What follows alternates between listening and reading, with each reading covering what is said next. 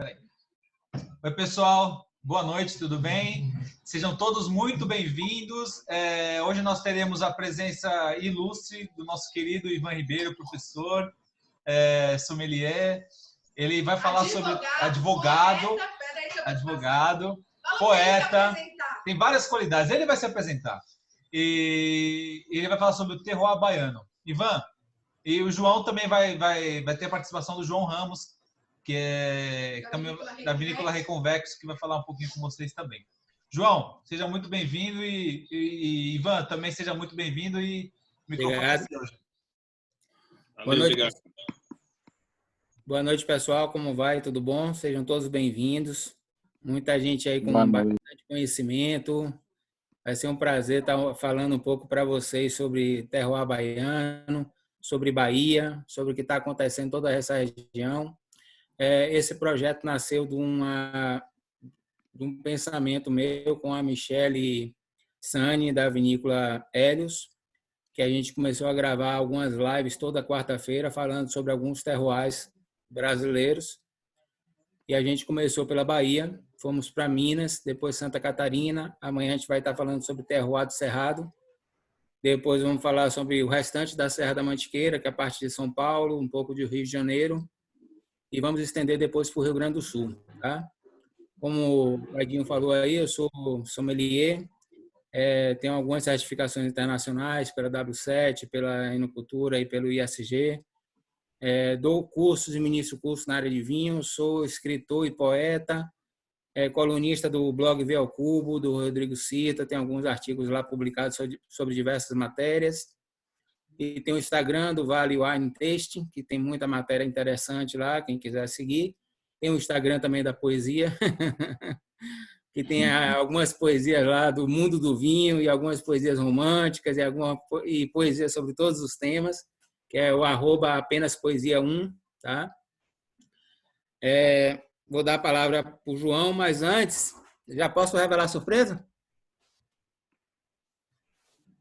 Antes eu guardei uma surpresa, na verdade, que eu acho bem interessante, que a Bahia a gente tem diversas culturas, né, e diversos terroirs dentro do mesmo estado.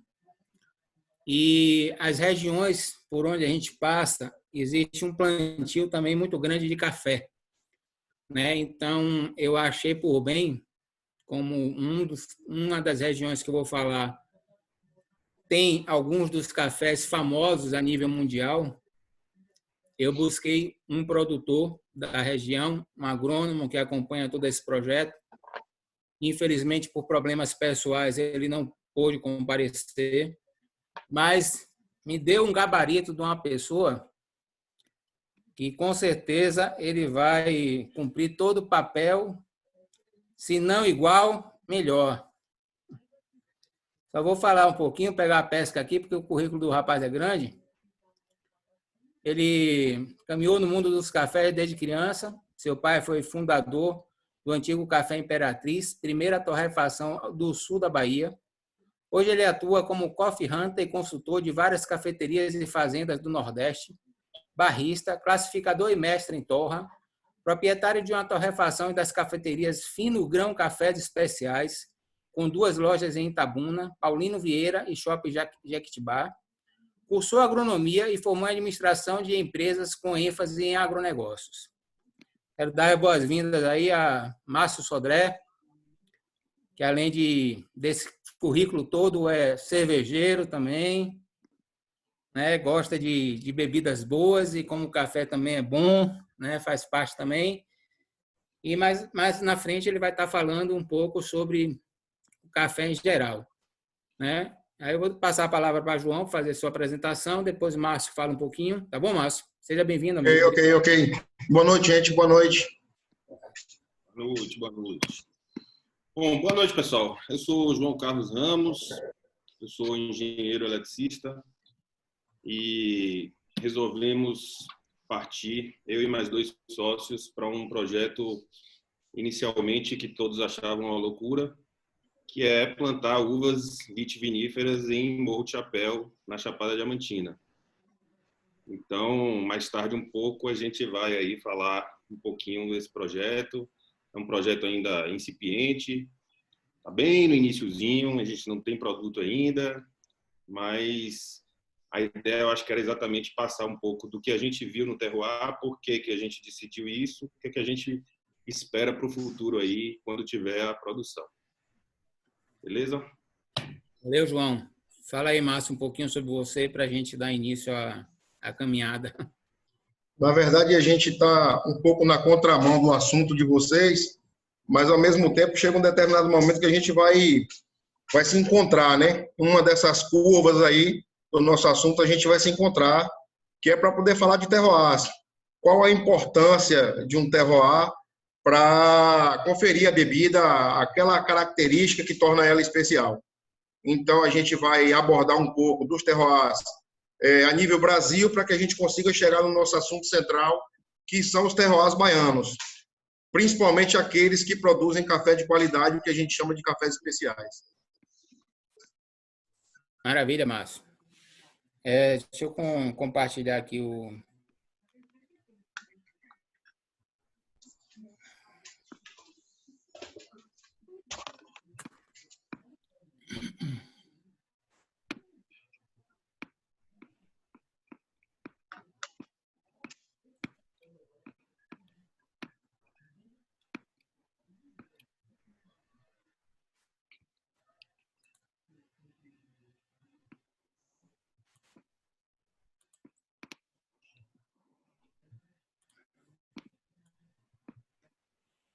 Apareceu aí?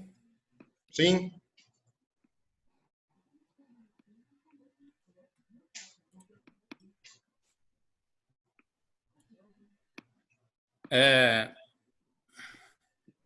Queria agradecer aí ao Edson e a Lê, tá? Que são da Fracaro Wine, por essa oportunidade de estar aqui falando um pouco sobre terroir baiano para vocês.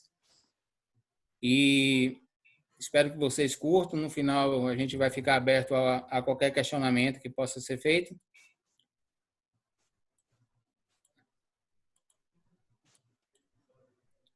E vamos lá.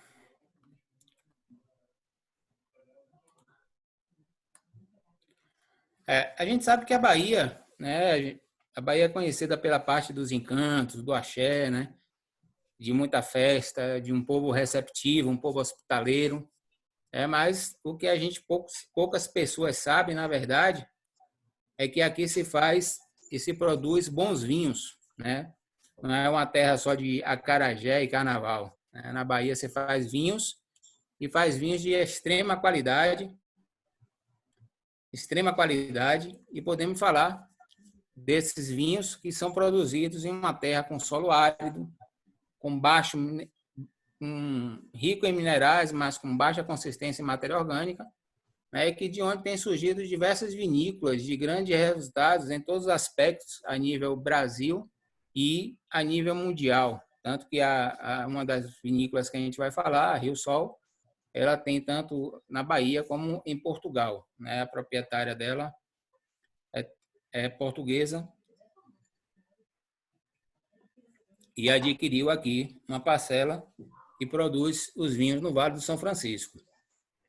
A gente vai falar de terroir baiano, mas não tem como a gente falar de Vale do São Francisco sem a gente se adentrar um pouco a Pernambuco, né? Que faz parte daquele lado todo e que engloba todo o chamado Vale do São Francisco, de onde se tem uma produção de vinhos em algumas vinícolas, tanto no lado de Pernambuco como no lado da Bahia, como também um processo todo de enoturismo, né, que é muito interessante e que vocês vão poder acompanhar por aqui, né?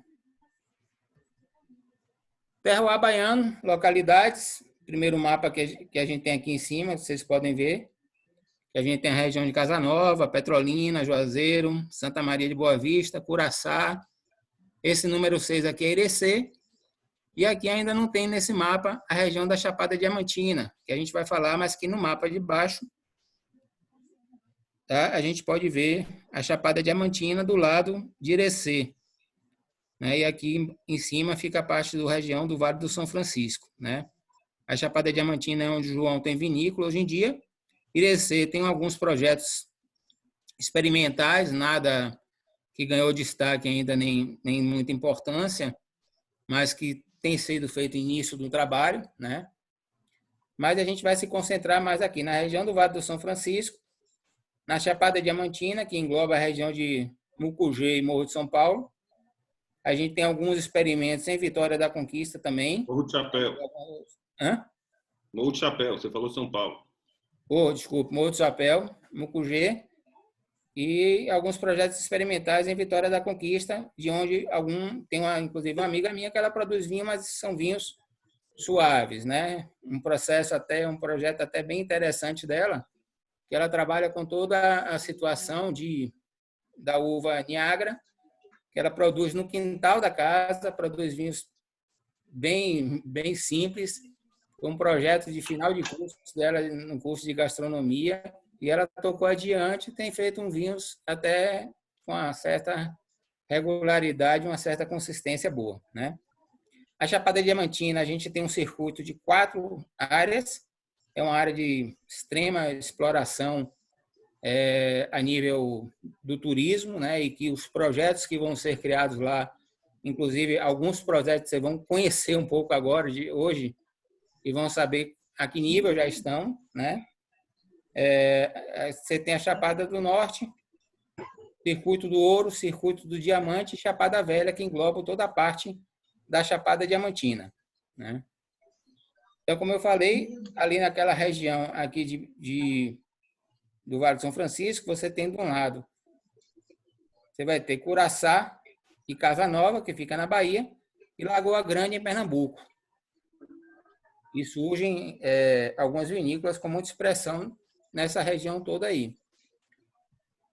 É uma região com solo rico em minerais, com a presença de matéria orgânica e que tem uma exposição solar muito grande. São 3.100 horas por ano, com estações bem definidas de clima e tempo, mas que exercem um processo, um trabalho muito grande de irrigação e de avanço tecnológico que permite, em 2 anos, você ter até 5 colheitas, né? Diríamos que 2,5 mais ou menos por ano, né? Você tem as épocas bem definidas, é um clima semiárido, desenvolve bem com chuva no primeiro semestre, né? E aí depois vem todo o trabalho para a condução das vinhas para conceder sempre o que eles têm de melhor na região, né? Aí vem todo o processo de irrigação, o acompanhamento do pessoal da enologia, para acompanhar todo o desenvolvimento da melhor qualidade que os vinhedos vão poder apresentar. Certo? O que é que acontece na região do Vale do São Francisco? Algumas coisas que acontecem, inclusive na Europa, na França, que a gente chega a ter alguns nanoclimas. O nanoclima é o quê? Você tem um macroclima, que depende de uma região, você tem um microclima, que se adapta a uma região menor, e o nanoclima chega a ser determinado de uma própria videira. Então, a gente chega a ter, nessa região do Vale do São Francisco, uvas ou vinhas que a gente tem um nanoclima diferente umas das outras. Mas esse trabalho é sempre regulado pelo trabalho do enólogo que acompanha para que possa extrair dessas uvas e dos vinhedos sempre a melhor qualidade e a melhor expressão, né? E as uvas chegam num tempo de maturação grande, né? Então, em termos diferentes, tem diferentes estágios de maturação por conta dessa diferença de clima, mas a maturação dela é plena, mesmo com essa quantidade de colheitas que se tem ao ano, o trabalho é bem desenvolvido que consegue estender, né?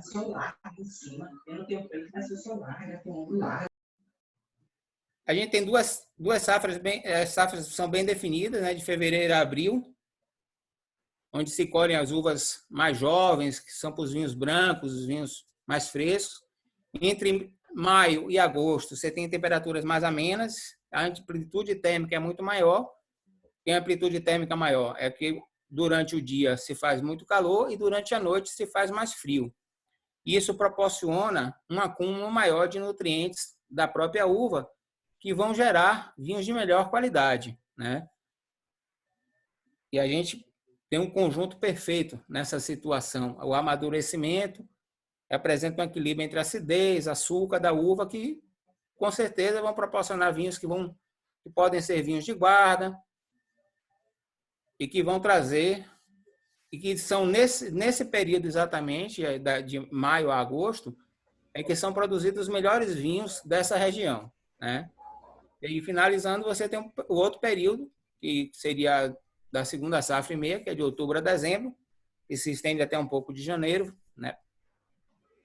Que é a época de muito sol, já vem com o início das chuvas no primeiro trimestre, como eu falei anteriormente, em janeiro, e que forma esse ciclo de quase três safras que chegam a ter por ano, duas certamente bem definidas, e a terceira fica ali entre um ano e outro na passagem.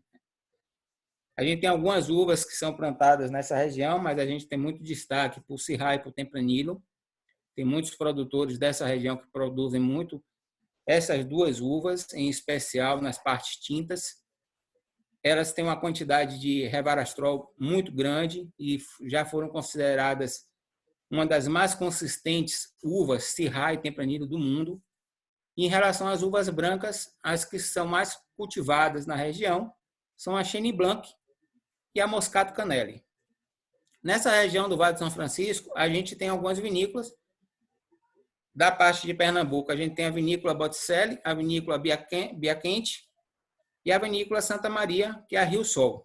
Na parte da Bahia, as mais destacadas são a vinícola Terra Nova, que é da Miolo, e a vinícola Vinum Sancti Benedictis, que é um projeto de um sommelier que trabalhou durante 30 anos na área e que tinha a paixão de ter o próprio vinhedo, de ter própria cultura e de produzir o vinho. E ele sempre almejou que o vinho dele seria o melhor vinho do Brasil e um dos melhores do mundo, né? Mas ainda não se chegou a esse nível, mas com fé em Deus ele chegará. A vinícola, eu vou falar um pouco rapidamente sobre essas três vinícolas da parte de Pernambuco, para a gente se concentrar um pouco mais na parte destinada à Bahia. Tá? A vinícola Botticelli é uma das primeiras vinícolas, ela foi fundada em 1984, produz quase 1,5 milhão de litros de vinhos jovens e sucos de uva dentro da região. Ela fica localizada em Santa Maria de Boa Vista, Pernambuco, e ela vende muito para os Estados Unidos e para a Europa. E atende também a parte ali regional do mercado baiano, mercado pernambucano. E as castas principais que ela planta são a Cabernet Sauvignon, Petit Syrah, Chenin Blanc e a Moscato Canelli. Ela tem uma produção de vinhos jovens, sem muita complexidade, sem passagem por barrica, e tem atualmente um projeto mais ambicioso que envolve um blend com as castas Cabernet Sauvignon, Tempranillo e Taná. Esse projeto vai levar um tempo em passagem por barrica, é um projeto ainda que está em estudo por eles, né, junto com o acompanhamento da Embrapa ali na região toda, que ela todos os projetos de viticultura no Brasil inteiro, dando um apoio consubstancial, tanto no plantio como nos enxertos que são utilizados, mostrando sempre os melhores produtos a serem utilizados pelos viticultores, para que venham vinhos de qualidade, e tem pessoas de alta competência que têm acompanhado tudo isso. Tá? Esse projeto da vinícola Botticelli, dentro dos vinhos que eu provei, são vinhos muito simples. Eu acredito que esse vinho que está sendo trabalhado deles, esse blend, possa trazer um enriquecimento maior para a vinícola. Os vinhos deles são de alta qualidade, são os sucos que diga, são sucos bons, de alta qualidade, e faz parte de todo o projeto de enoturismo da região lá do Vale do São Francisco. Aí são alguns vinhos, tem o espumante, Botticelli Brut, que também é uma produção recente, nova deles. Alguns dos vinhos, né, que você tem aqui, você tem o Botticelli, o Moscato Canelli, o Cabernet Sauvignon e o Chenin Blanc. São três vinhos simples, que têm uma consistência mais jovens, não passam por barrica, mas que vale as pessoas conhecerem. Tem uma graduação alcoólica baixa, de 11,5, 12. mas que vale o conhecimento para a gente poder descobrir ainda mais as belezas e vinhos que, que o Brasil tem, né? Que é bem vasto. A vinícola Biacante é a única a produzir vinhos orgânicos, muito embora a gente vai falar um pouco mais na frente dessa situação. Ela fica em Lagoa Grande, Pernambuco, e produz as castas tintas de Cabernet Sauvignon, Petit Syrah, Barbera e Tempranillo, além das castas brancas, Sauvignon Blanc, Moscato, e tem uma produção de sucos, espumantes e vinhos secos, suaves. Dos espumantes ele tem Branco Brut, Moscatel Asti e Rosé Demi-Sec. Aqui são alguns dos espumantes que eles têm e um dos vinhos do Biacante. Eles são vinhos suaves, apesar de castas vitiviníferas, são vinhos suaves, que não são secos, eles mantêm um baixo teor de graduação alcoólica, né? E são vinhos que alguns colegas meus já degustaram, eu ainda não tive a oportunidade, mas irei procurar para degustar, para conhecer melhor o produto deles, e acredito que todos deveriam também fazer a mesma coisa. A gente chega na potente e grandiosa vinícola Santa Maria Rio Sol. É uma das vinícolas mais importantes da região, que fazem um trabalho fantástico ligado ao enoturismo, junto com o governo do estado, de Pernambuco, da Bahia, que apoiam muito toda essa região, revigoraram alguns projetos antigos que tinham. Eles têm um receptivo muito bem plantado, muito bem feito, com uma visitação bem equipada. As pessoas que estão em casa nesse período de quarentena, com certeza têm acompanhado algumas lives e já devem ter visto algumas lives falando do pessoal da Rio Sol e do trabalho magnífico que eles vêm fazendo lá, né? Eles, inclusive, têm novidades com sorvetes feitos de vinhos, picolés feitos de vinhos que são distribuídos na hora que as pessoas chegam lá na região para poder tomar. Ela está localizada em Lagoa Grande, Pernambuco, tem mais de 120 hectares de vinhas cultivadas e realiza entre 2 colheitas por ano a 2,5 dentro daquela média que a gente passou, tá? Ele é um projeto, como eu falei no início, arrojado, desenvolvido juntamente com a Global Wines, que é um grupo Portugal, com sede em Nudão, e produzem vinhos e espumantes de alta qualidade. Esses vinhos e espumantes produzidos tanto aqui no Brasil, como os produzidos lá na sede da Global Wines, em Dão, eles vêm para cá também, as pessoas podem encontrar lá na vinícola na Rio Sol, e os daqui, que são produzidos aqui, também podem ser encontrados lá em Portugal. É uma troca muito boa. E um dos espumantes mais desejados deles é o 60 meses, se eu não me engano. É produzido no Dão e é difícil de encontrar no Brasil, mas os espumantes deles são de qualidade. Eles têm um vinho muito, muito significativo, que era o antigo Latitude 8, né, que fazia meio que parâmetro com Latitude 31, que é da Bueno Wines. E eles têm esse projeto, né, dentro da linha do Rio Sol. Você tem o espumante Brut, o Extra Brut, o Demi-Sec, Rosé Brut, Moscatel e um projeto arrojado delicioso de picolé de espumante, como eu falei anteriormente. É muito interessante, que equivale com a maior satisfação em conhecer de perto todos isso que ele vem fazendo, né? Os vinhos brancos e tintos são de diferentes castas. A gente tem o Tempranillo, Arinto, Viognier, Moscato Canelli, Cabernet Sauvignon, Syrah, Alicante Bosquet, Touriga Nacional, Aragonês, dentre outras castas portuguesas, francesas, que são plantadas lá. O vinho marcante, que eu falei anteriormente, que era o Paralelo 8, que hoje ele é denominado Rio Sol Premium.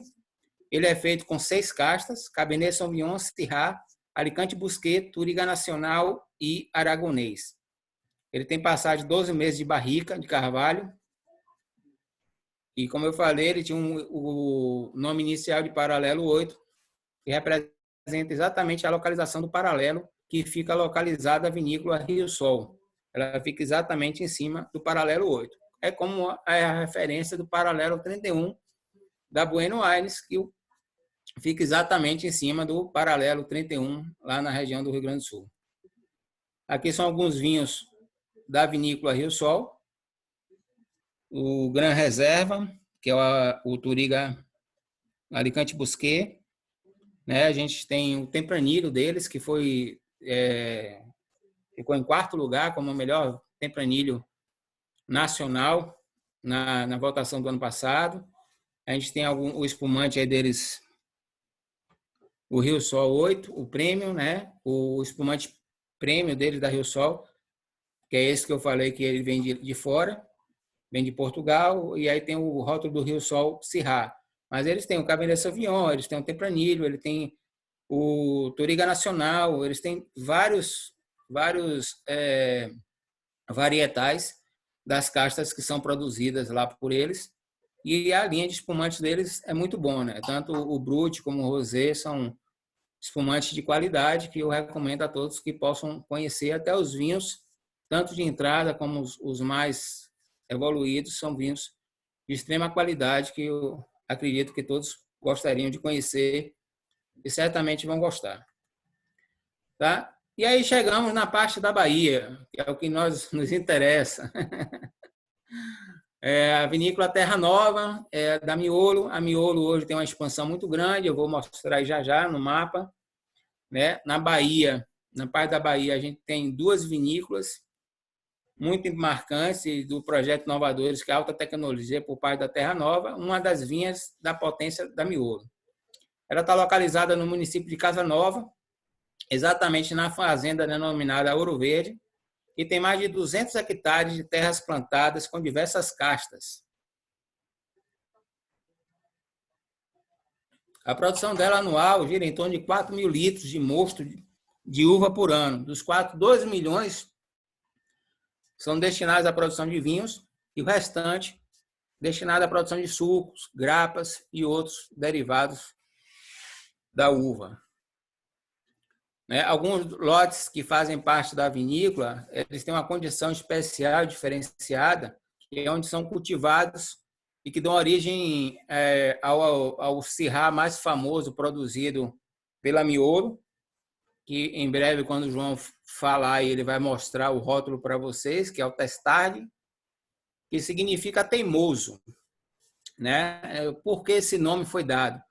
Porque a teimosia era tanta dos envolvidos nesse projeto que eles achavam que todos falavam que nunca ia conseguir produzir um vinho de qualidade onde eles estavam sendo plantados, que isso era uma loucura, que como é que ia produzir um vinho naquela região. E eles resolveram e mostraram que o Syrah poderia ser muito bem-vindo ali, como foi muito bem-vindo e como é muito bem-vindo ali e em outras tantas regiões do Brasil, como Minas Gerais, Serra da Mantiqueira, o Cerrado também, que eu vou falar amanhã, tem um Syrah, o Tempranillo de respeito. A Serra da Mantiqueira da parte de São Paulo também tem Syrahs de grande qualidade.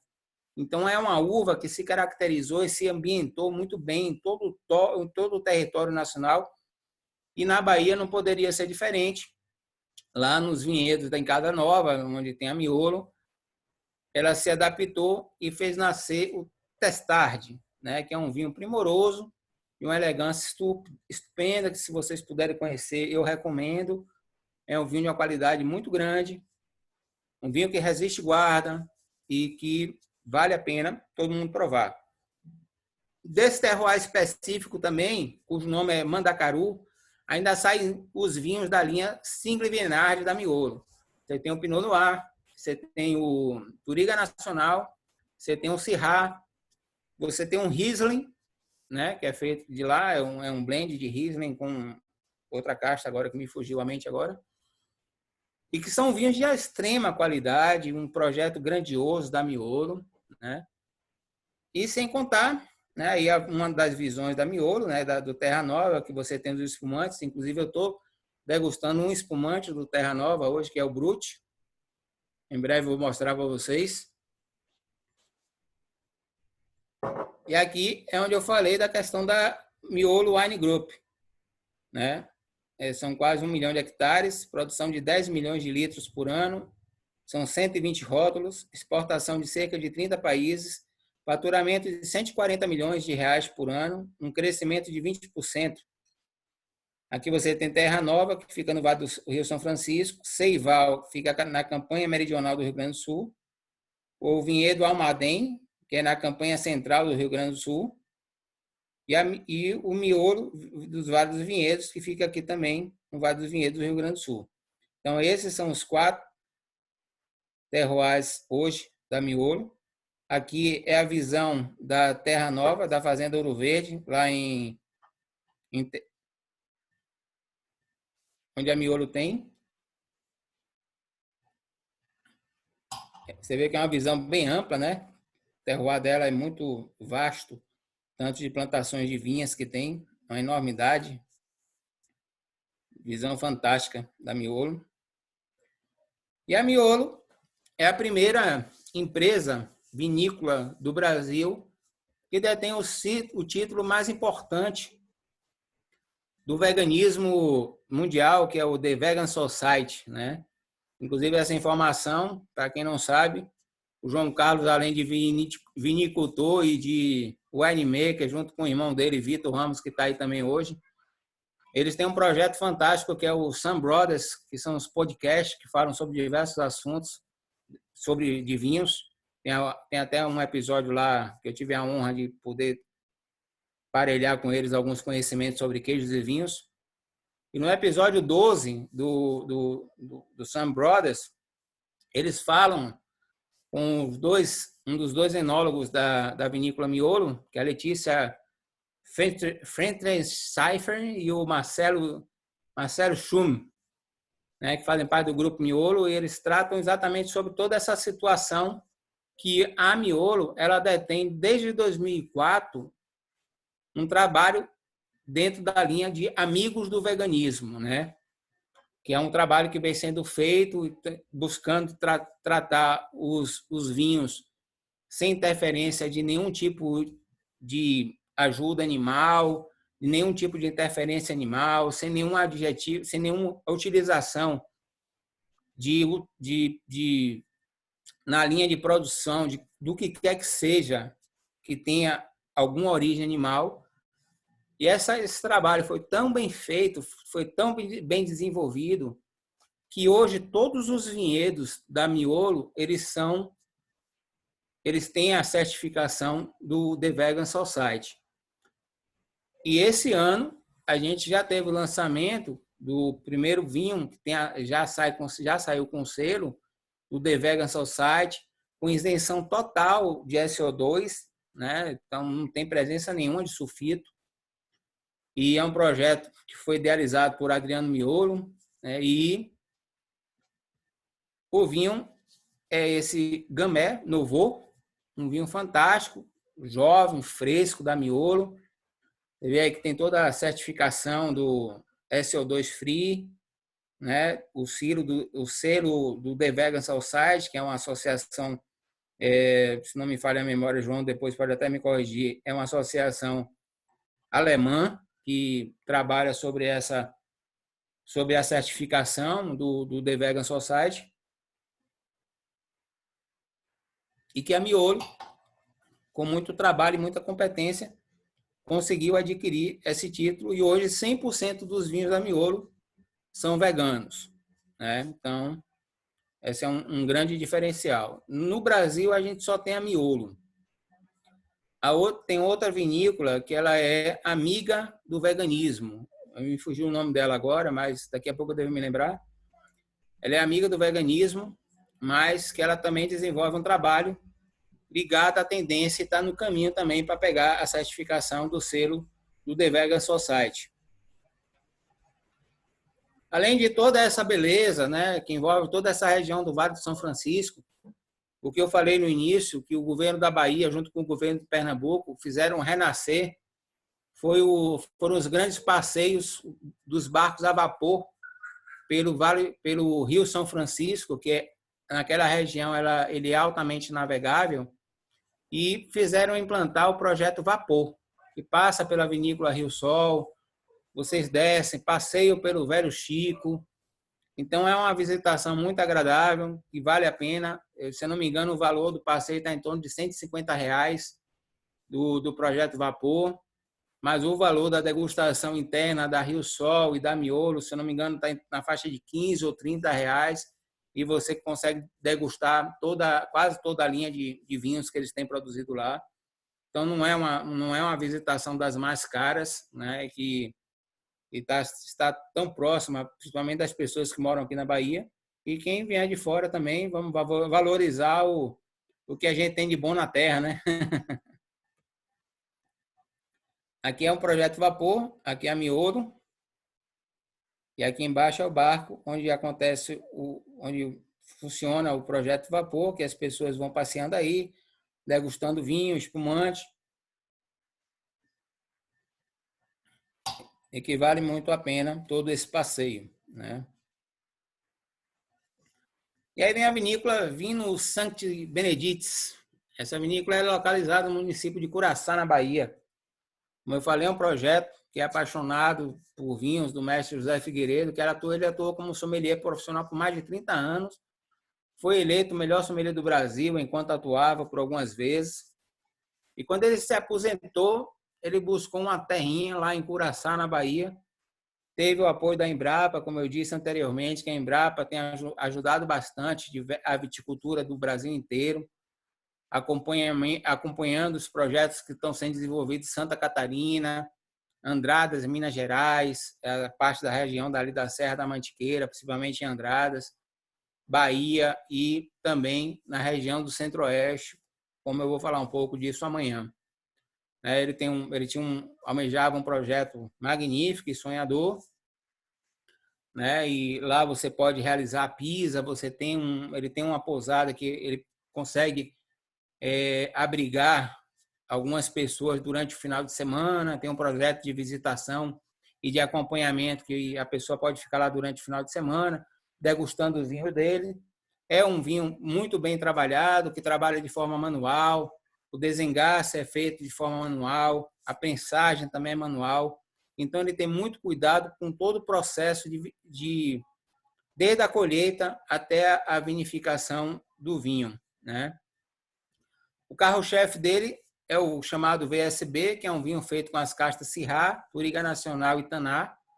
É um blend muito interessante. Eu ainda não consegui comprar esse vinho, mas algumas pessoas que eu conheço já degustaram, me passaram a percepção gustativa deles e disse que é um vinho que tem uma expressão bem interessante. E pelas castas, eu acredito que seja um blend que vale a pena a degustação de todos. E lá ele também planta outras castas e tem alguns outros vinhos, como o Sauvignon Blanc e algumas outras varietais. E tem alguns varietais que ele faz dessas próprias uvas que formam o blend do chamado VSB, né? Aqui é um pouco da vinícola dele, né? O Parreiral, aqui é a região onde ele está plantada. Aqui é um dos vinhos varietais dele e aqui é o VSB, que é o blend que eu falei anteriormente.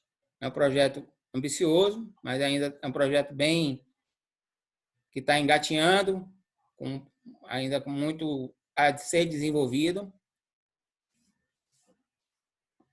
mas que o próprio sonho dele já pode engrandecer bastante todo esse procedimento e toda essa visão que ele tem da viticultura na região, né? E aí chegamos à tão sonhada Chapada Diamantina, Morro do Chapéu e Mucugê. E aqui é onde está crescendo a nova viticultura baiana, com projetos grandiosos, projetos ambiciosos. É uma região maravilhosa, com paisagens fantásticas, cachoeiras, planaltos, planícies, uma altitude que gira em torno de 900 a 1.050 graus, 1.050 de altitude acima do nível do mar.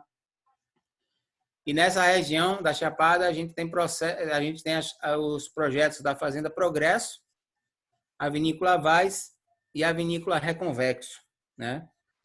São localizadas no município de Morro do Chapéu e Mucugê, ficam entre 900 e 1.150 metros acima de altitude.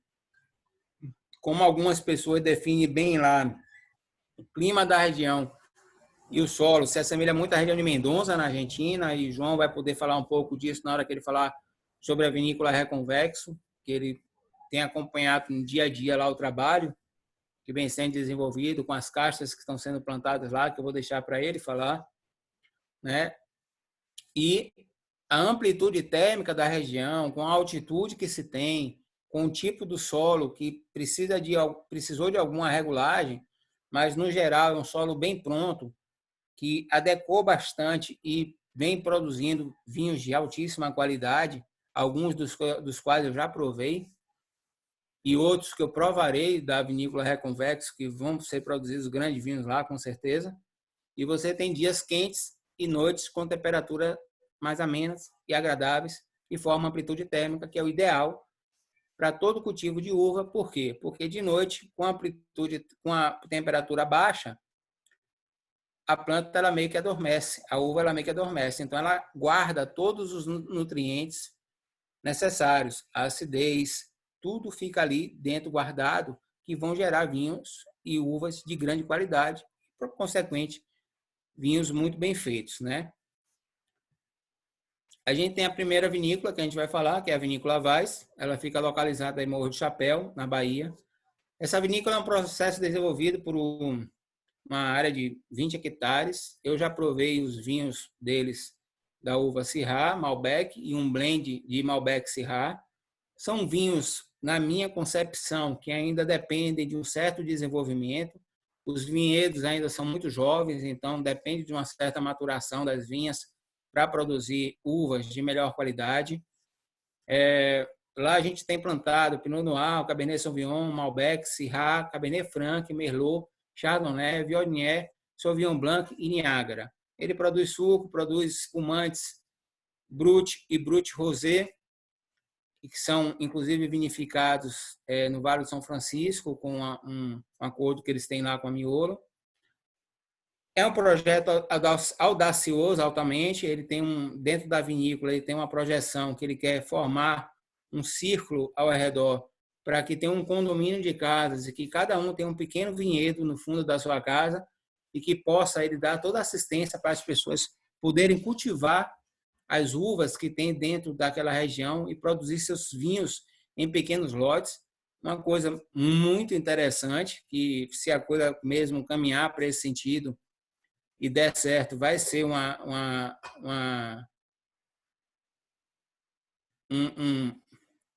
empreendimento que vai chamar a atenção no Brasil e no mundo em si, né? E os vinhos merecem uma maturação. Ele deu uma melhorada agora nos rótulos, fez a modificação nos rótulos dos vinhos, ficou um pouco, na minha concepção, melhores, mas é um projeto ainda bem que está engatinhando, né? Aqui a gente tem a visão da Chapada Diamantina, que vocês podem ver um pouco aqui, toda a região.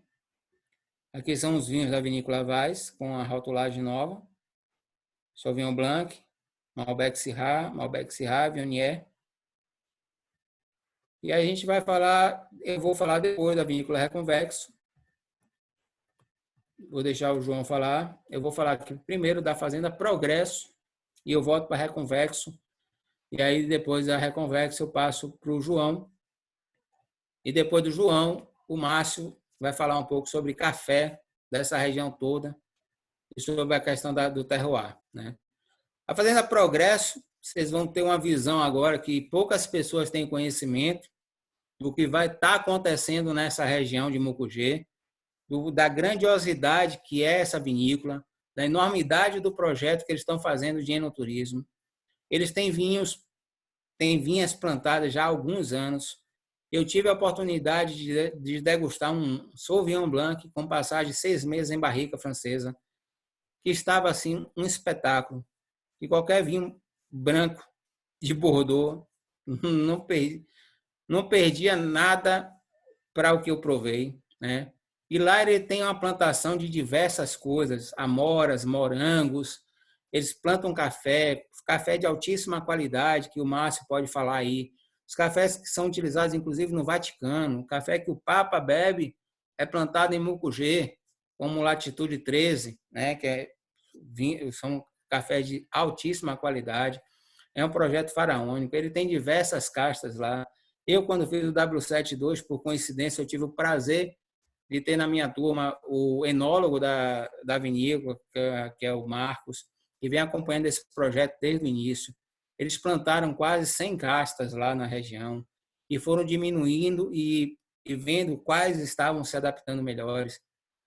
E hoje eles têm algumas castas plantadas, mas tem uma série de vinhos já produzidos. A expectativa é que em 2020 eles estariam lançando todo esse projeto, já com toda a parte de enoturismo já coligada, um restaurante grandioso que eles estão produzindo na região, que eles estão formando na região. É um projeto faraônico que certamente vocês vão ficar maravilhados com o que vocês vão ver.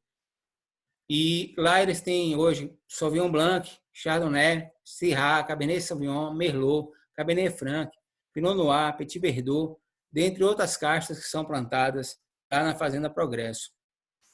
Como eu falei, né, do vinho que eu tinha degustado, e realmente, não sei se vocês conhecem, a Andressa Noitel, que hoje está na região do Douro, lá acompanhando algumas vinícolas lá do Douro. Ela morava em Salvador e acompanhava de perto esse projeto, e ela nos deu o prazer de provar esse Sauvignon Blanc da safra 2017, levou às cegas numa degustação de uma confraria que eu faço parte, e um vinho de uma grandiosidade monstruosa que realmente, quando vocês tiverem a oportunidade de provar, vocês vão se lembrar do que eu estou falando. O projeto, como eu falei, tem um restaurante de primeira linha, tem uma adega particular onde serão servidos rótulos próprios da vinícola, com cozinha de alta gastronomia, né? E certamente vai ser uma vinícola que vocês têm que ficar de olhos abertos para o que vem por aí. Aí uma parte do vinhedo da Fazenda Progresso, e aí é o projeto futuro deles, de onde vai ser todo o receptivo da vinícola, onde vai funcionar toda a parte de receptivo, de restaurante, da adega deles, né? Aí a visão panorâmica de toda a vinícola. Você vê que é um projeto fenomenal. Aí outra visão do receptivo deles. Você vê que restaurante alteado, um projeto muito, muito bem elaborado, que vale muito a pena todo mundo ficar de olho, que vem muita coisa por aí, né? Eu vou voltar agora aqui para a Vinícola Reconvexo, que é um projeto do meu amigo João e Rafael, e de mais um sócio.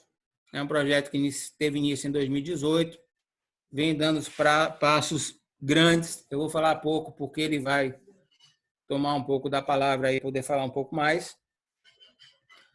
Hoje ele já tem plantado lá Malbec Syrah, estão com a projeção para ter a primeira colheita e a produção início de 2021, né? Mas eu vou deixar tudo isso para ele falar um pouco mais. A localização, tudo. Eles têm também um projeto de enoturismo da região que eles estão desenvolvendo, e vão desenvolver um projeto todo de enoturismo dentro daquela região completa lá da região do Morro do Chapéu. Eles também têm um acompanhamento e fazem um trabalho junto com o queijeiro suíço em toda a região lá. E tem a produção do queijo, né? Ele ajuda com a produção de tudo isso. E aqui são algumas fotos lá da Vinícola Reconvexo, de todo o início. Eles têm um trabalho também comunitário muito importante, que ajuda muito a toda a comunidade. Aqui você tem a visão panorâmica de toda a vinícola.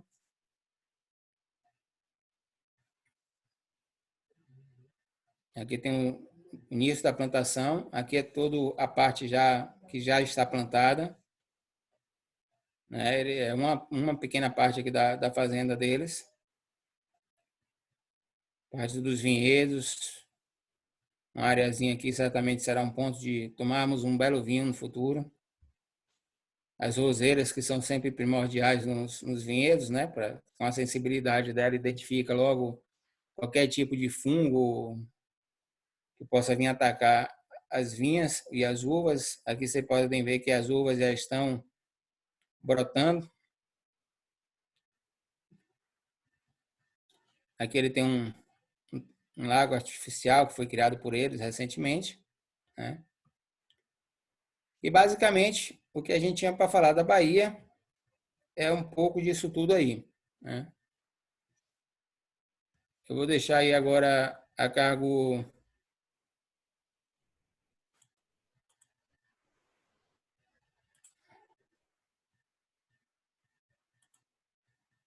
do João.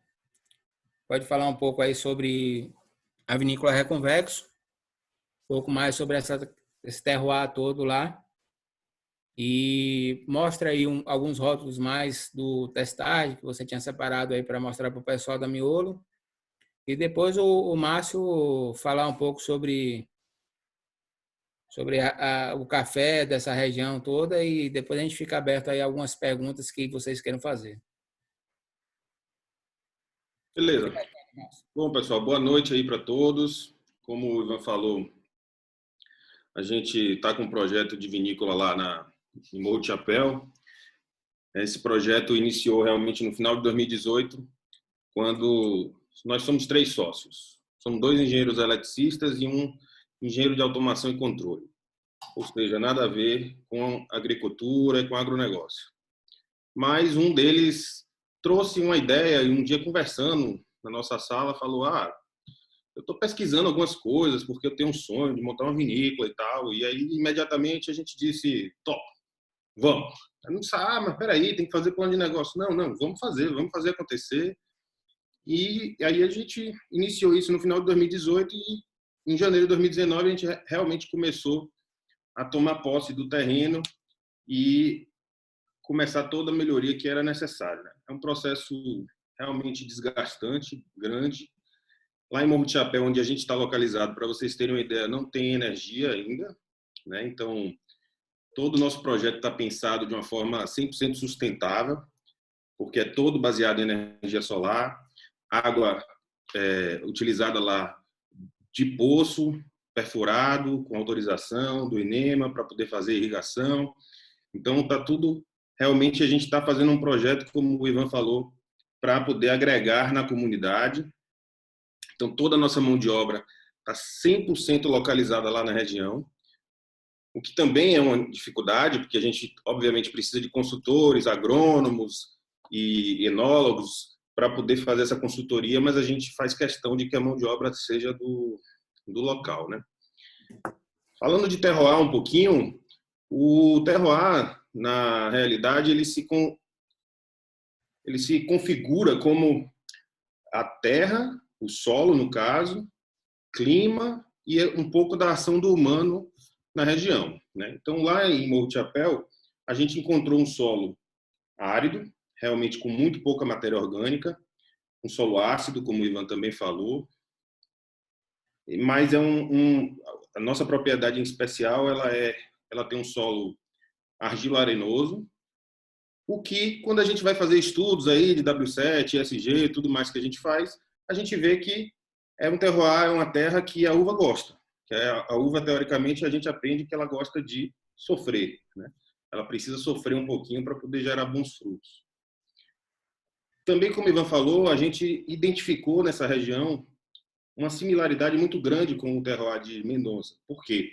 A gente tem uma altitude de 1.050 metros lá, a gente tem um calor muito forte. Para vocês terem uma ideia, a gente chega a ter 43 graus no verão, sendo que 43 graus de dia e 18 graus de noite. Ou seja, uma amplitude térmica fantástica, isso no verão, ou no inverno, no verão, isso.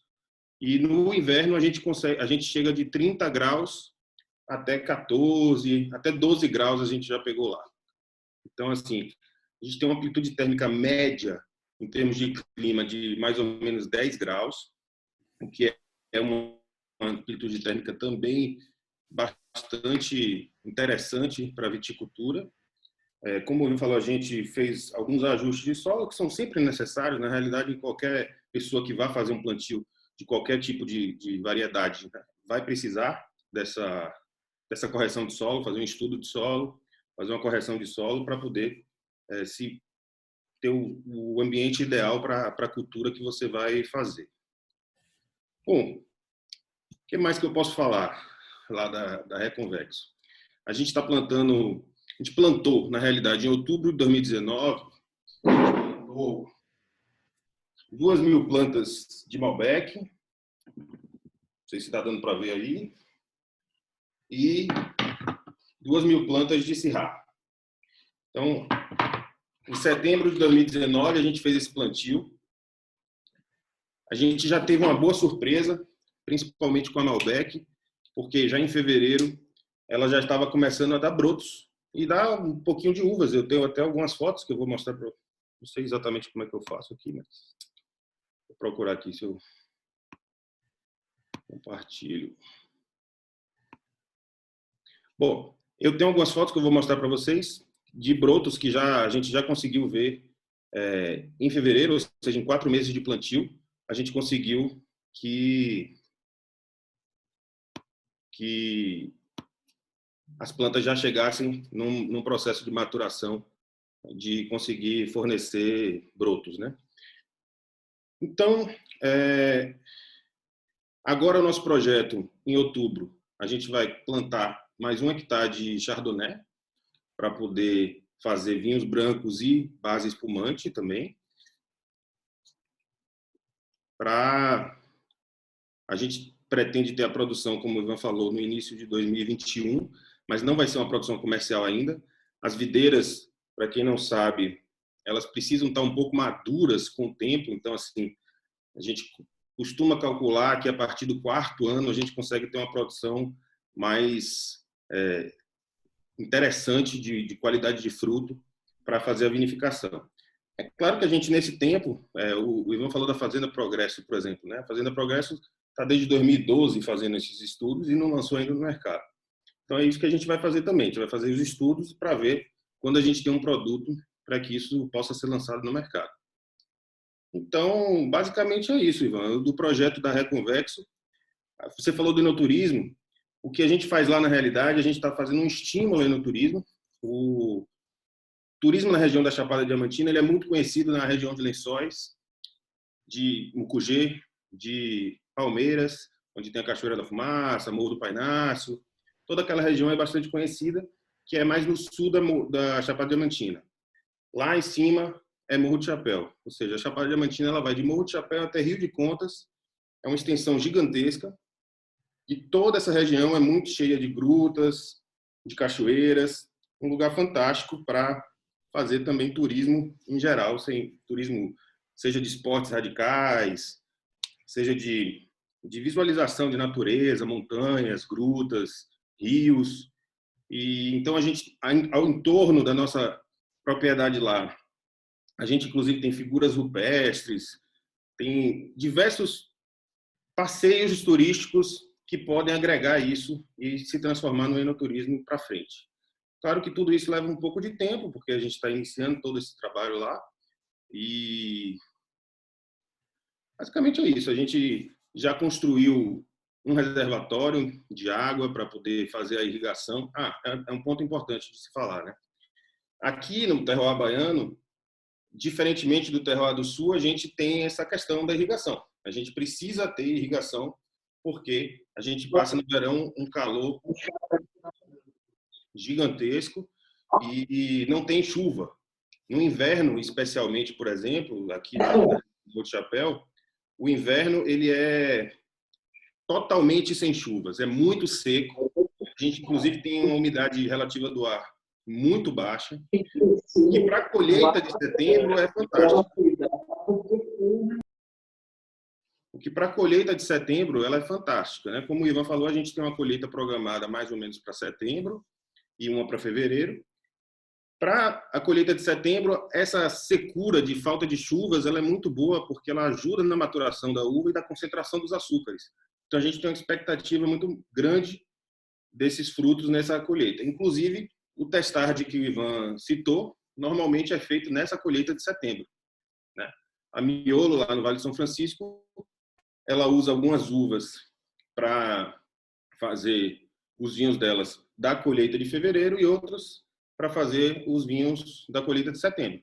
Exatamente a qualidade do fruto é que vai dizer qual é o rótulo que vai ser utilizado. Inclusive, é importante falar que o João, ele, além de todas as qualidades, ele também está participando do projeto de winemaker da Miolo, né? Então, ele conhece bem de perto todo esse trabalho que vem sendo desenvolvido na Miolo, tanto no sul como nos outros tantos vinhedos, né? Se você quiser falar um pouco também sobre isso daí, João, fica à vontade.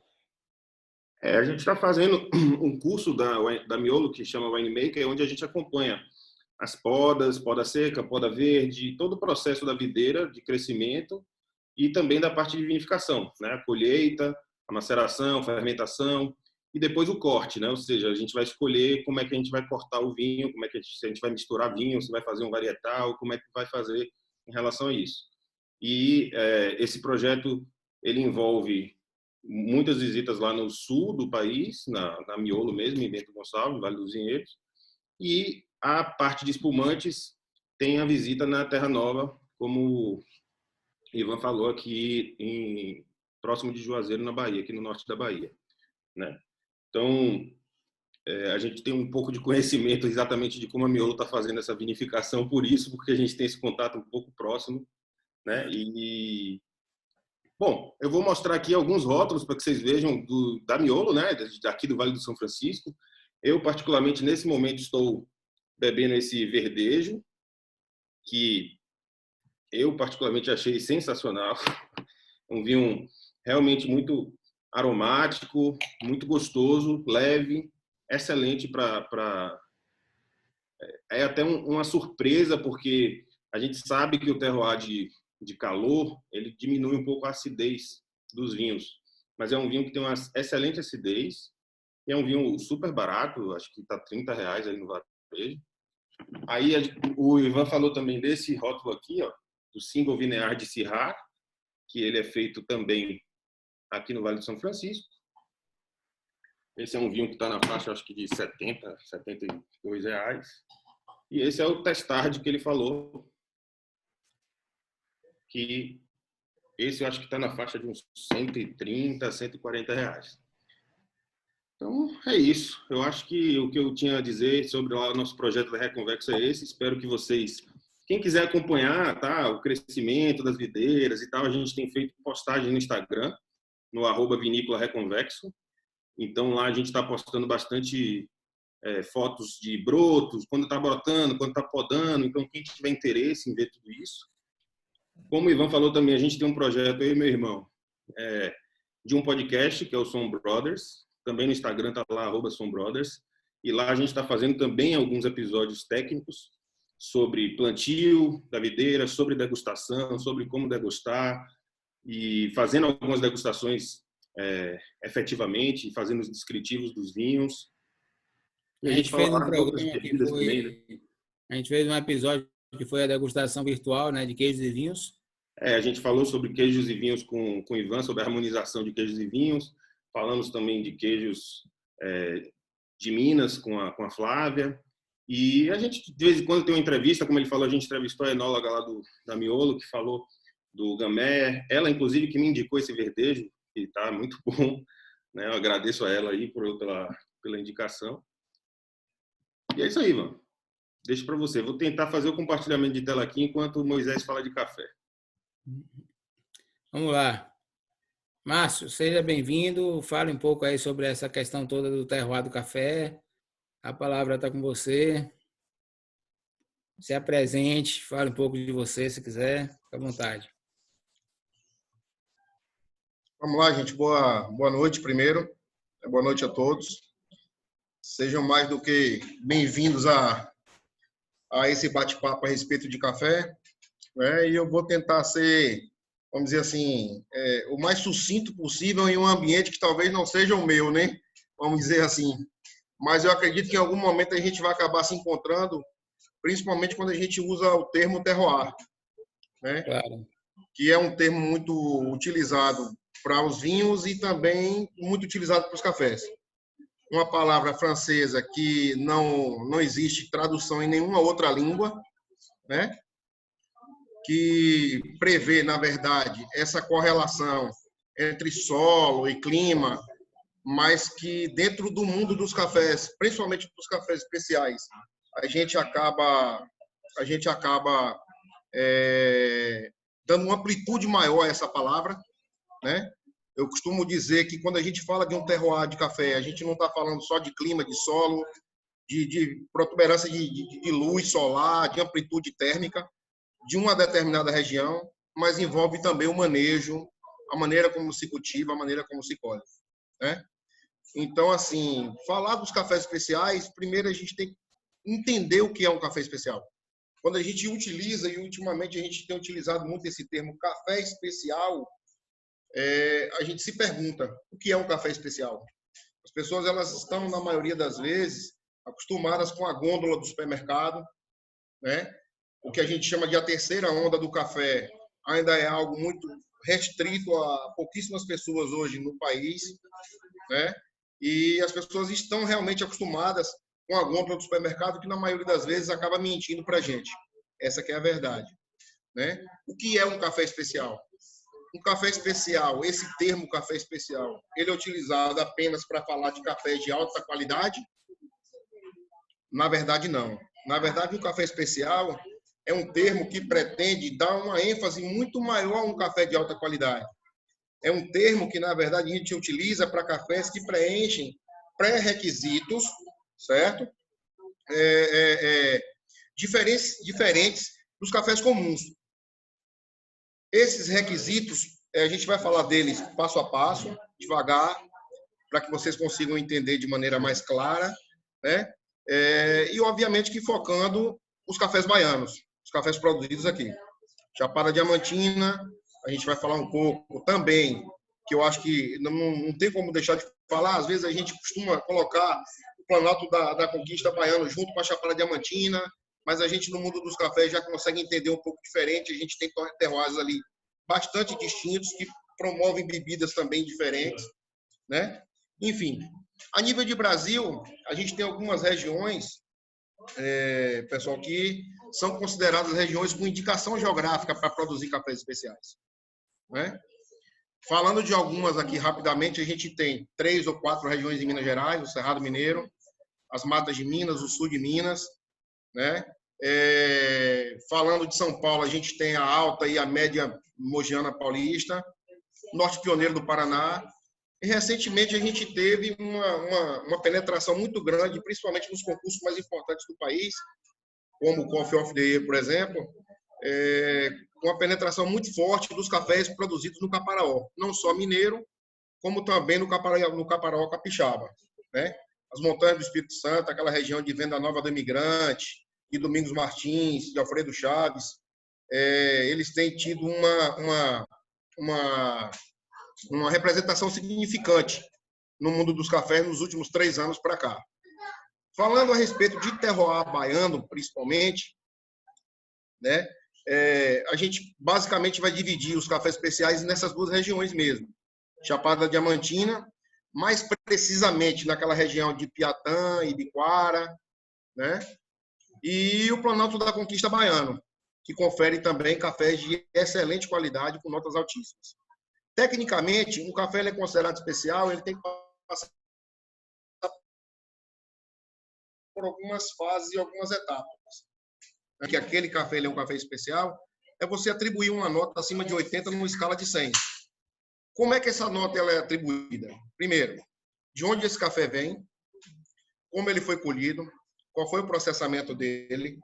Depois a gente vai atribuir um tipo de bebida, que esse tipo de bebida, na verdade, ele vai determinar um preço mercadológico para esse café, a nível de commodity. E os cafés especiais são aqueles que conseguem fugir do commodity, do preço do commodity. São aqueles que superam o que a gente costuma chamar de bebida mole e estritamente mole. São cafés mais suaves, são cafés onde a gente procura a doçura e principalmente nuances sensoriais que sejam diferentes dos demais. Não basta ter uma bebida limpa, uma bebida clara, para ser considerado um café especial. Para que a gente tenha um café especial, ele tem que ter um conjunto de fatores, certo? Para atingir uma determinada nota, para a partir daí a gente considerar esse café um café especial. Temos o privilégio na Bahia de termos essas 2 regiões bem próximas, né? Uma da outra, acabam se confundindo e muita gente, inclusive, inclui Vitória da Conquista,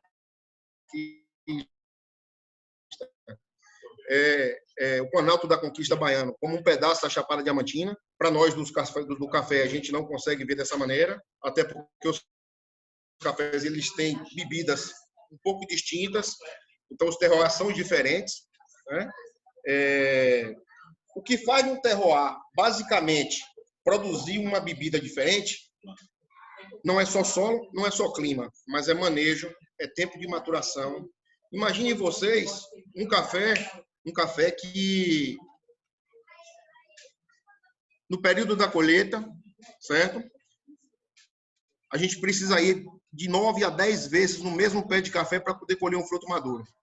É bastante complexo a colheita do café, talvez um pouco diferente, inclusive, da uva, porque o ponto de maturação ele é fator determinante para que a gente tenha uma bebida limpa, uma bebida doce.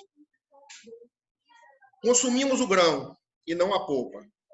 Partindo desse princípio, esse grão ele precisa absorver todos os açúcares que estão na mucilagem. Altitude determinante para que a gente consiga, na verdade, adquirir, para que o grão consiga adquirir a doçura desse grão, para que ele consiga sugar a doçura do grão e transferir isso para a nossa xícara de café. Um café produzido abaixo de 900 metros de altitude, por exemplo, em torno de 700 a 800 metros de altitude, ele jamais vai conseguir adquirir a doçura de um café produzido acima de 900 metros de altitude. Pelo simples fato de que o ponto de maturação dele vai ser muito mais veloz, né? E ele vai adquirir menos açúcares, ele vai conseguir sugar menos açúcares dessa mucilagem, fazendo com que a bebida seja um pouco mais ácida e, obviamente, prejudique no resultado final dela. Basicamente, nos cafés produzidos nos terroirs baianos, principalmente na Chapada e no Planalto da Conquista, a gente tem 2 tipos de processamento, que são muito naturais aqui no Brasil, que é o processamento por via úmida e o processamento por via seca, certo? Para quem conhece um pouco de café, sabe que o processamento por via úmida ele é feito por um fruto maduro, cereja descascado, onde esses frutos são lavados. E para se produzir um café de alta qualidade, a gente precisa que esses frutos eles sejam secos em uma estufa fechada e, na maioria das vezes, suspensa, certo? Com uma temperatura e uma umidade 100% controlada.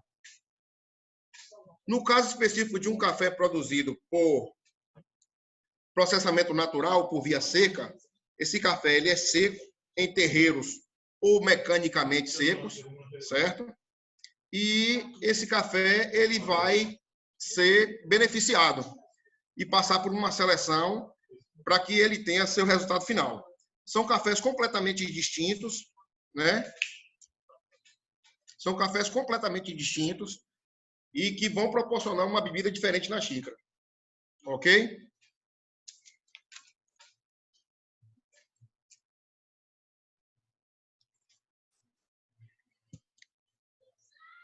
Uma vez um café processado, a gente passa por alguns processos.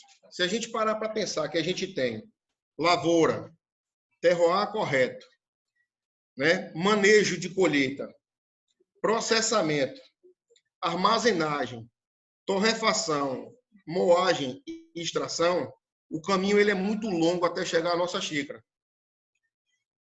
E o respeito em cada uma dessas fases, em cada um desses estágios, ele é fundamental para que a gente tenha um resultado satisfatório. Correto? Pensando que cada processo desse envolve trabalho, dedicação, conhecimento do produto, a gente consegue entender dessa forma que um café especial ele não nasce de qualquer forma, ele não acontece de qualquer jeito.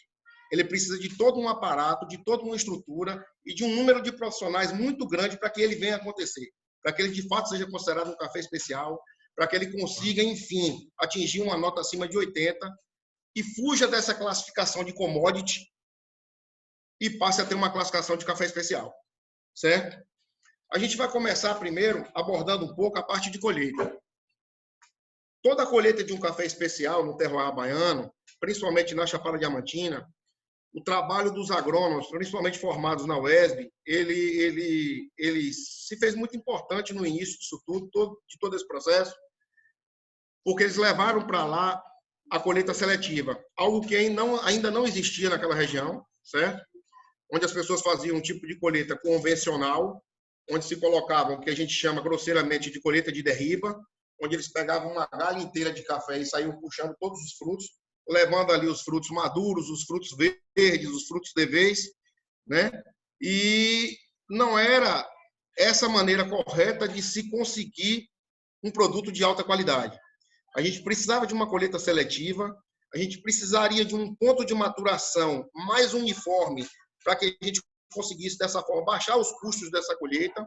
E o trabalho foi muito importante dessas pessoas que rumaram para a Chapada Diamantina e também para o Planalto da Conquista Baiano, para fazer com que esse processamento de colheita ele fosse o mais adequado possível, para que a gente, enfim, passasse a figurar entre os grandes cafés do Brasil.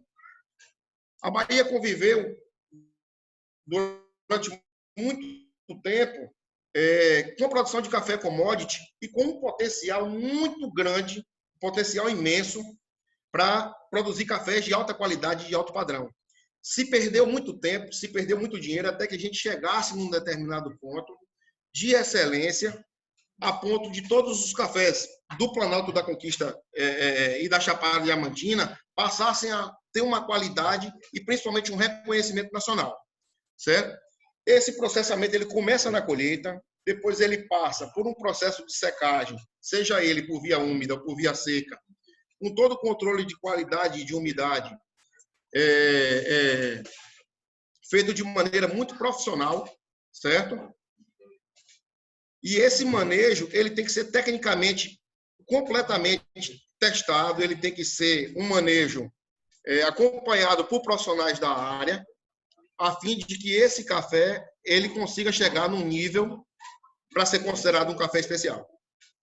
Basicamente, as bebidas do terroir, vamos falar primeiro um pouco do terroir do Planalto da Conquista Baiano, a gente consegue, na verdade, produzir de 12 a 14 variedades de café arábica naquela localidade. Uma produção média de 42 sacas por hectare, certo? É uma produção relativamente baixa. Se você for considerar uma produção comercial, mas uma produtividade relativamente alta quando a gente fala de cafés especiais.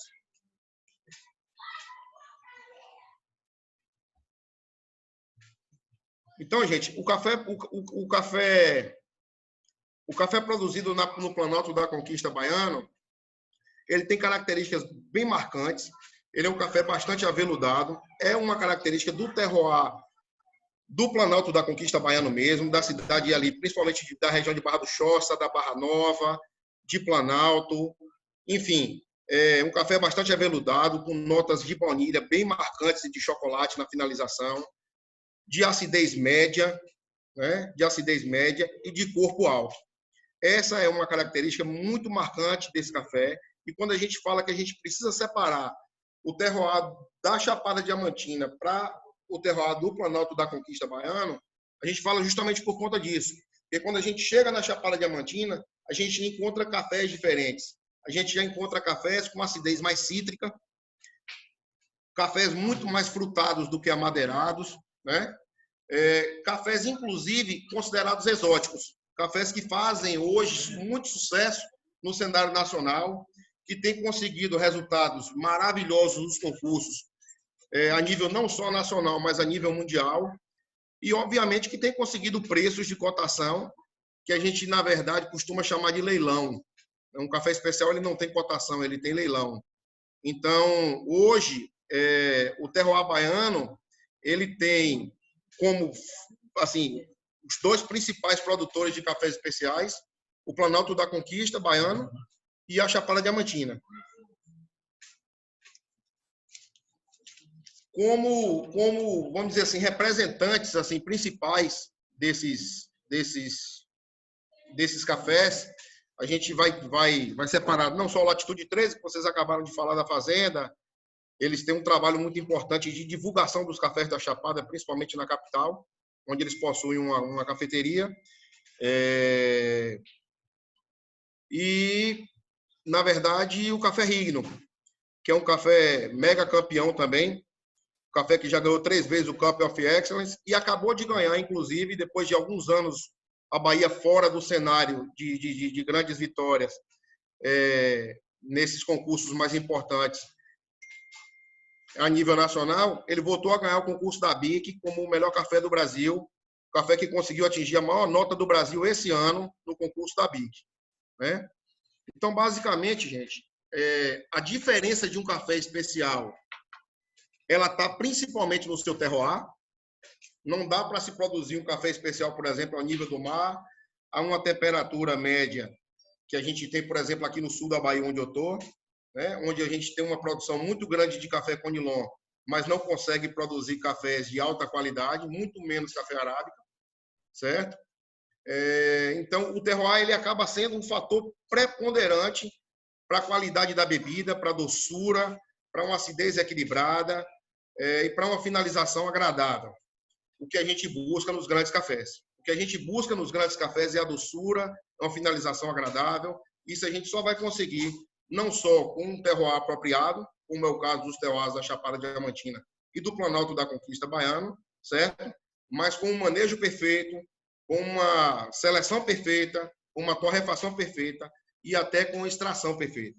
Por isso a gente tem nesse mercado de cafés vários profissionais que acabam trabalhando diretamente como classificadores, coffee hunters, que são os caçadores de cafés especiais, aquele cara que vai numa fazenda pequena, que tem um grande potencial, de um pequeno produtor, que estava entregando ali seu café por 380, 400 reais na primeira cooperativa que ele encontra na esquina, e ele consegue se deparar com um profissional da área de café, como um coffee hunter, por exemplo, e ele vai trabalhar aquele café em termos de colheita, de processamento, de achar o ponto de torra perfeito com o mestre em torra, de achar a extração perfeita e de transformar aquele café de 400 reais que é entregue na primeira cooperativa da esquina a um café que ele consiga valores exorbitantes, valores de 4, 5 mil reais numa saca, considerado, sim, um café especial.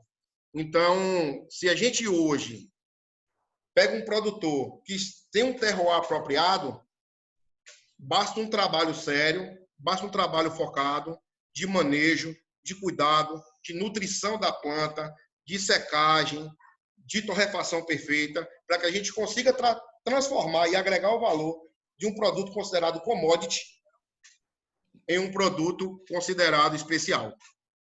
Basicamente, a importância dos terroirs para os cafés especiais é essa, né? O ponto de maturação, a doçura do grão, a quantidade de nutrientes que aquele solo traz para aquela planta, né? E os demais pontos são realmente o trabalho humano, que, como eu te falei, essa palavra terroir, quando a gente fala de café, a gente acaba abrangendo ela também aos processamentos, porque a gente processa de uma maneira aqui, a gente tem uma cultura de processar o café de uma maneira aqui, tem uma outra cultura de processar o café em Minas Gerais, tem uma outra cultura de processar o café no Paraná. Então, isso acaba sendo agregado a essa palavra que a gente chama de terroir, né? No café, ela acaba ganhando uma amplitude muito maior, porque os processos pós-colheita, os processos de manejo da lavoura, eles são determinantes para que se tenha uma bebida de qualidade, para que a gente saia de um café commodity e transforme esse café commodity em um café especial. Beleza, Márcio. Obrigado pela sua participação, obrigado pela sua presença. A gente viu aí que o café tem uma ligação muito grande com o vinho, no caso, né? Porque o terroir é importante tanto para o vinho como para o café. A qualidade e o cuidado que tem que ter no manejo para a gente ter cafés especiais e vinhos especiais, que é o que a gente vem, que eu falei aí durante a palestra, dos vinhos que são produzidos no Vale de São Francisco, com bastante cuidado, com bastante esmero. Foi muito produtiva aí toda a informação trazida pelo Márcio, né? O café realmente é uma bebida dos deuses, né? E a gente vê que todo terroir é específico, tanto do, como eu falo sempre, o queijo, o vinho, o café, são coisas específicas que cada terroir, cada local, cada espaço vai ter sua aplicabilidade e sua característica bem enaltecida em toda a região. O curso, por exemplo, que eu dou de harmonização de queijos e vinhos, eu falo que queijos produzidos na Europa jamais serão iguais aos queijos produzidos no Brasil, né? E é como ele falou aí, o café produzido em Minas não é igual ao café produzido na Bahia, o modo de torrefação, o modo de como é feita a colheita, né? Pode ter algumas semelhanças, mas cada um tem sua particularidade. É isso, Márcio? Exatamente. Eu acho que se a gente não tivesse essa diversidade, a gente não poderia encontrar cafés tão diferentes. Com certeza. Inclusive, Ivan, a gente consegue harmonizar também com queijos diferentes. Né? É uma outra vertente assim do café que a gente Nada tem melhor que um bom café com um pãozinho de queijo, né? Não, na verdade, a gente tem buscado, inclusive, harmonizar café com alguns queijos. Na maioria das vezes, por divergência e não por semelhança, né? Então, assim, um dia desses a gente vai tomar um café bem suave, um queijo mais forte, um bom queijo da canastra, e a gente vai conseguir perceber a diferença desses sabores. Vamos sim, irmão. Vou te visitar aí, a gente vai provar isso com certeza e vamos compartilhar essa ideia. Com certeza. Muito obrigado por ter vindo, muito obrigado por sua presença e por compartilhar tanto conhecimento com a gente também. Eu que agradeço a vocês. Muito obrigado. E até a próxima, estaremos juntos, com certeza. Valeu. E aí, Edinho, vamos abrir para o pessoal que quiser fazer perguntas aí, algumas dúvidas que tenham sobre o que a gente falou sobre tudo. Nossa. Eu sei que algumas pessoas chegaram agora retardatários, que estavam em outros eventos aí. Muito obrigado aí, Ivan, João. Muito obrigado, Márcio. Uma verdadeira aula sobre o terroir baiano, tanto para vinho quanto para o café também. E olha a mulher falando muito, que quer tomar muito café, bom. A Lei já está tendo ideias aqui do café aqui. A gente vai começar. Eu vou abrir agora aqui, gente, o chat. Aí vocês podem fazer perguntas ou podem também falar diretamente, tá bom?